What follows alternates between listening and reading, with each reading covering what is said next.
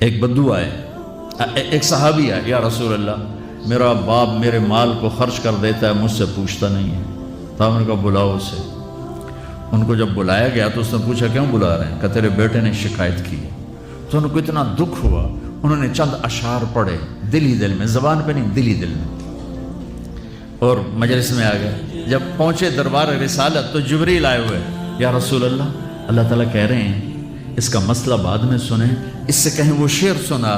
جو تو نے بیٹے کے گلے میں کہے ہیں، اور اب تیری زبان سے ادا نہیں ہوئے پر تیرے اللہ نے سنے۔ تو آپ نے اس سے فرمایا اچھا بھئی تیری گل تو میں بعد سنوں گا، تو پہلے میں نے شعر سنا۔ انہوں نے کہا اشہد انک رسول اللہ، میں گواہی دیتا ہوں آپ اللہ کے رسول ہیں۔ یا رسول اللہ میں نے دکھ میں چند اشعار زبان سے نہیں دل ہی دل میں دہرائے تھے، اور آپ کے رب نے عرشوں پہ سنا، واقعی آپ کا رب بھی سچا اور آپ بھی سچے۔ آپ نے کہا کیا کہا تھا؟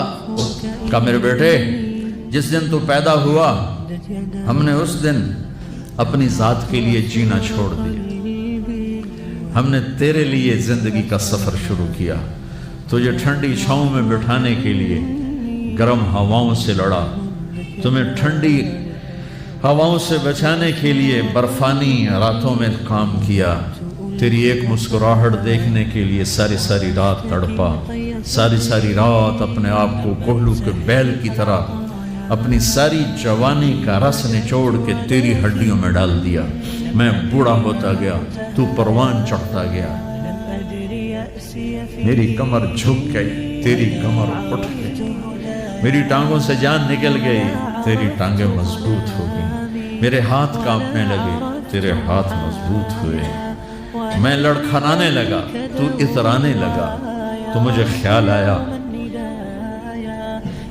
کہ جیسے میں اس کے لیے دھکے کھاتا تھا، اس کی زندگی کی دعائیں مانگتا تھا، اس کے لیے تڑپتا تھا، چلو آج میرا یہ سہارا بنے گا۔ لیکن جب تجھ میں جوانی کی لہر دوڑی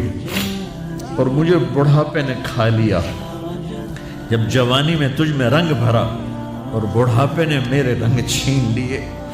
جب جوانی تجھے سیدھا کیا بڑھاپے نے مجھے ٹیڑھا کر دیا، کمر جھکا دی، تو ایک دم تو مجھے ایسے گھور کے دیکھنے لگا، تیری آنکھیں ماتھے پہ چڑھ گئیں اور تو مجھے یوں دیکھنے لگا جیسے میں نوکر ہوں تو باپ تو مالک۔ تو میں نے اپنی 30 سالہ زندگی کو جھٹلا دیا کہ ہاں میں باپ نہیں ہوں، میں نوکر، یہ میرا سردار ہے، اگر یہ بیٹا ہوتا تو یوں تو نہ کرتا، اس نے میری راتوں کے تڑپنے کو بھلایا، میرے گرمی سردی سے لڑنے کو بھلایا، کولو کے بیل کی طرف میرے چکر کاٹنے کو بھلایا، اپنی خوشیوں کو دفن کر دیا اپنے سینے میں، قبرستان بنا دیا اپنے سینے کو، اپنی خواہشات کا اور اپنی خوشیوں کا، اور آج تو مجھ سے ایسے بات کرتا ہے جیسے میں نوکر ہوں اور تو میرا آقا ہے۔ اچھا میرے بیٹے میں نوکر سہی، تو سب، پر میں تیرا پڑوسی تو، بندہ پڑوسی سے پوچھ ہی لیتا ہے کیا حال ہے، کوئی ضرورت تو نہیں، اتنا ہی پوچھ لیتے۔ دیکھو میں آج رو رہا ہوں، یہ بڑے دردناک اشعار ہیں، میری اردو میں اتنی وسعت نہیں ہے کہ میں ان اشعار کا درد سمجھ سکوں اردو کے الفاظ میں، لیکن اتنا بتاتا ہوں کہ میرے نبی روتے روتے ہچکی لگ گئی، اتنا روئے، اور آپ نے اس بچے کے گریبان کو یہاں سے پکڑ کر دفع ہو جا، میری نظروں سے دور ہو جا، انت و مالک لابیک، تیرا سب کچھ تیرے باپ کا ہے، یہی